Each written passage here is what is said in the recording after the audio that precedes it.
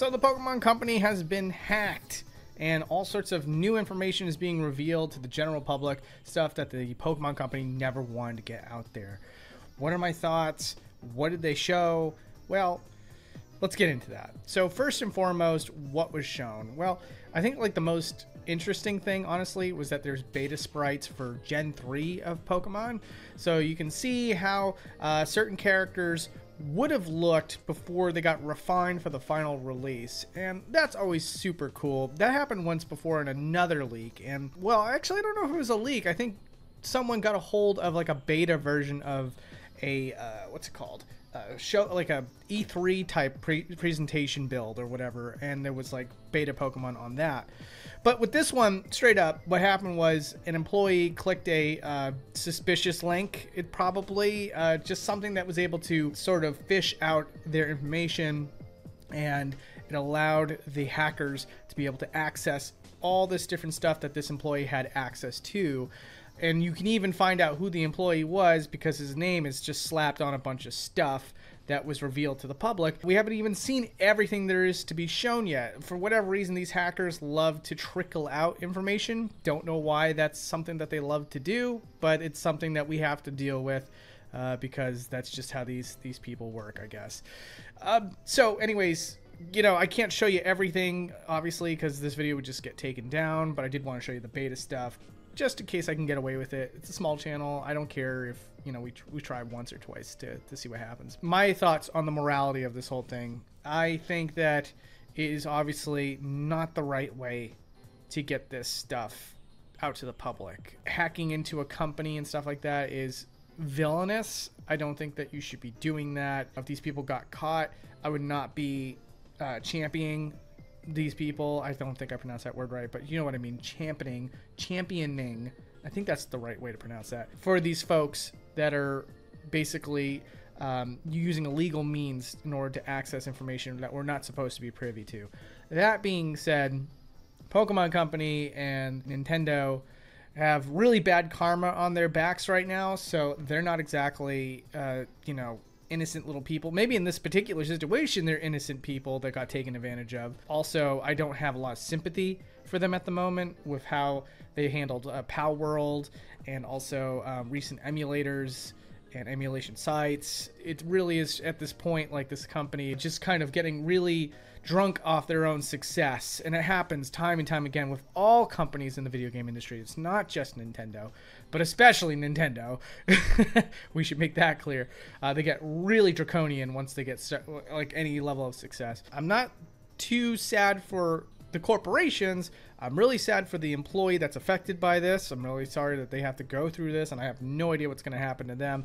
God, I hope the consequences aren't as bad as usually this stuff ends up being for people like this, because it's like a mistake. But also, yeah, it was a big mistake. I get it.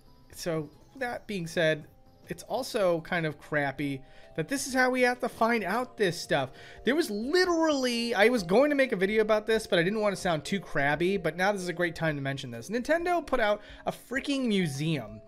A museum for Nintendo, made and run by Nintendo, and they don't have anything in terms of like design documents, beta elements, interviews with the people that made these classic games while they're still alive, anything. You know, if you go to like a Disney museum, you could see the writing desk or the drawing desk for what's his name, Walt Disney. Like they go deep. They show you like all the behind the scenes stuff. But with Nintendo, they put out a freaking museum, and I'm just gonna be the crappy guy right now. All they put in this stupid thing was like giant oversized controllers to play the games with, and then a whole bunch of stuff to buy, and then a whole bunch of just physical copies of games that you could have bought in a store at one point. So stuff that was just everything that is just accessible to the masses. Like, we've even seen fans make oversized controllers in the past. That's not special. It's not worth flying all the way to Japan to go check out. To me, it's a mockery of the term museum, especially when there's so much coveted information over at Nintendo, to the point where freaking people, you know, criminals have to go out and like hack emails and stuff to get this information. My point here is that, like, I don't necessarily approve of what the people are doing to get this stuff, but on the other hand, it's really fascinating the stuff that they uncover. And then on the other hand, it's like, why isn't Nintendo and Pokemon Company doing something with this stuff so that they have it in their control to show us this stuff instead of, you know, us having to do it by illegal means to find it out? Like, this is all really cool stuff. People really care about it. And you should be doing something to curate it because it's a huge piece of history. It shouldn't be locked away in a vault for no one to see but exclusive employees over at Nintendo and the Pokemon Company. If you're going to make something and call it a Nintendo museum, that to me was just at the point, it was like, this is like a mockery now at this point. Like, it's like, how are you not taking advantage of this? This is like another opportunity to just say one last thing too, that like human beings have a limited time on this planet. All of us do. And a lot of the people that worked on the most iconic, most important, most historical video games of all time are all still alive, except for Gunpei Yokoi and Satoru Iwata, that are, you know, people with names that you recognize, household names. Point is that even the people that don't have household name recognition, they're still out there. They made these games like Super Mario Brothers and The Legend of Zelda and, you know, Super Metroid and all this stuff, Star Fox. You should have invested well before I made this video a documentary team to go out and interview these people so that their stories can still be told and shared before they pass away, so that their recollection of events for these things that have changed history forever. Yes, I am going as far as to say that they have changed human history forever, that their story is shared with the world so that people can look at it decades from now. I don't know. So that's my take on that. Apparently this is my take on the Pokemon leaks that just happened today.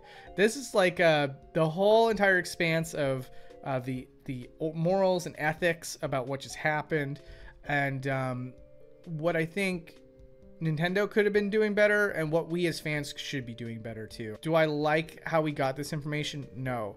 If you put a system in front of me with 2 buttons and it said, would you like to never find out what Pokemon Company did with like beta elements, or would you rather have somebody go out there, ruin somebody's career, completely go against the wishes of the people that run this company by illegal means in order to get it? I'd push the button on the right that basically protects people's jobs and also the wishes of a company that I do clearly outline I think are making really poor decisions in terms of how they're sharing their history. All right, well anyways, that's my thoughts on the whole thing. Hope you enjoyed this, and thank you so much for watching. Okay, subscribe if you can, it would mean a lot. I'm gonna try to get back on the horse of making more videos, and take care.